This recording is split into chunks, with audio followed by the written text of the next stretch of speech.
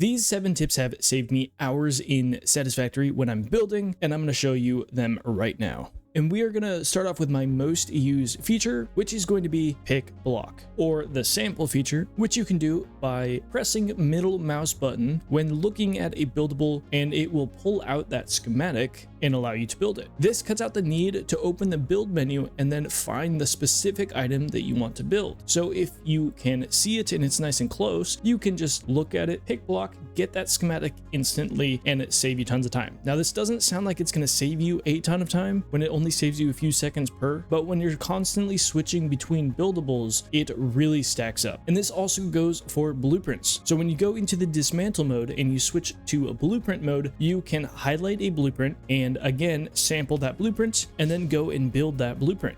Something that I get asked a surprising amount in my stream is how to use the MultiHotbar. If you guys don't know, by holding Alt and scroll wheeling up or down, you can change through all of your hotbar presets. You have 10 different hotbars that you can access this way, and they're all fully customizable. In a few minutes, I'm going to show you a cool little feature that works really well with this that will again save you even more time. The best way to use this feature is really to assign each hotbar its own category. So you might have one for logistics, another one for foundations, and then there's other categories like designating one for hypertubes, one for all your pipe logistics, maybe one for windows, and then a couple other ones for architecture or paint. There's a lot of options you have here, and you can designate whatever fits your needs, but it is a great way to, for one, stay organized, and two, help you build a little faster.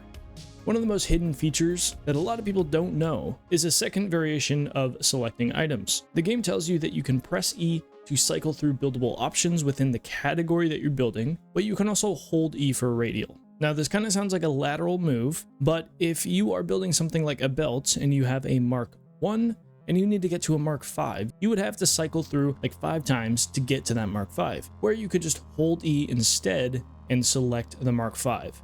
Now, I think most people know that pressing H while a schematic is out will hold it in place. And while it's held in place, you can use those arrow keys on the keyboard to nudge and move the schematic up to 1 foundation in length in any direction. But there's also a secondary option here that you can hold control when using those arrow keys and move in smaller increments. So it'll move in half increments. This just allows you to have a little bit more control over where you place this buildable. And when you got to get something in a smaller area or you really want to line something up, this can be a lifesaver. Something that I did forget to mention is that there's actually no vertical nudge, so you can't make any schematic or blueprint go up and down on like the y-axis, but you can still go left, right, forward, back, and maybe in the future we will get the vertical nudge. The devs did say that they ran out of hotkeys for vertical nudge, which kind of seems a little weird and a bit of a far-fetched reasoning as to why they didn't do it, but maybe in the future we will get vertical nudge. One of the most amazing features they've added in 1.0 is that you can switch belts to a straight mode, which will automatically make a 90-degree turn for you. Using this feature when you're making a lot of logistics, whether it's in the Blueprint Designer or just building out on your own factory floor, this will save you tons of time. You don't have to manually make your 90 degrees anymore. And with how many belts we are going to be placing in our worlds, this is sure to save us hours and hours and hours, which is amazing. There is a small note with this, is that it will not work with pipes or railways yet. One of the community managers, Snoot, has said to let them know if we want this feature added with pipes, so we may get this in the future, which I'm really hoping we do because it is awesome. For quick removal and customization, there are respective filters that you can use. When dismantle mode is out, pressing G while looking at a buildable, it will only let you select that same style of buildable to delete. This can be very helpful when you're trying to get rid of 1 or 2 types of buildables and not everything. Example of only wanting to select belts, or maybe only wanting to select foundations, something like that makes it a little bit easier to do, nice and quick. This also applies for cosmetic options like paint. You can filter the buildable that you want to paint, and you will only paint those things. You can select a constructor with a color out, and you will only paint those constructors. And the last tip today, compounding on what we talked about before with hotbars, you are able to add color swatches, materials, and patterns from the customizer into your hotbar. A lot of people don't know this. They think it's only the buildables, and it is all these customization options. And I think you can imagine, again, why having quick access on the hotbar is kind of nice for these things. And on top of this, you can also add any blueprint to your hotbar. And the cherry on top with this is that if you take time to keep your blueprints organized, you can use that E radial menu that we talked about earlier to switch to a different blueprint within the same subcategory that it sits in. And this can be super useful when you're building a lot with blueprints and you have hundreds of blueprints. If you keep them all organized, it can be really easy to access them all really quickly.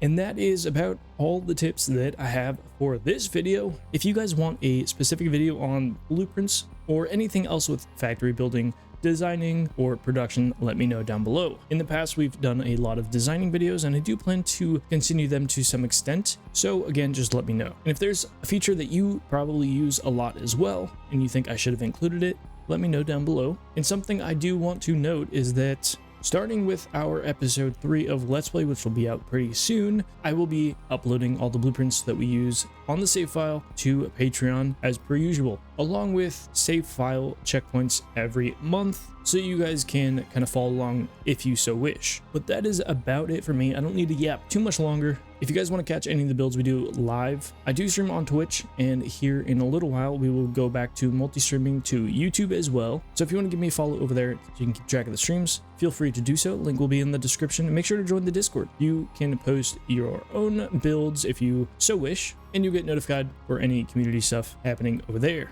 But again, enough yapping, and hopefully I'll see you in the next one. Peace.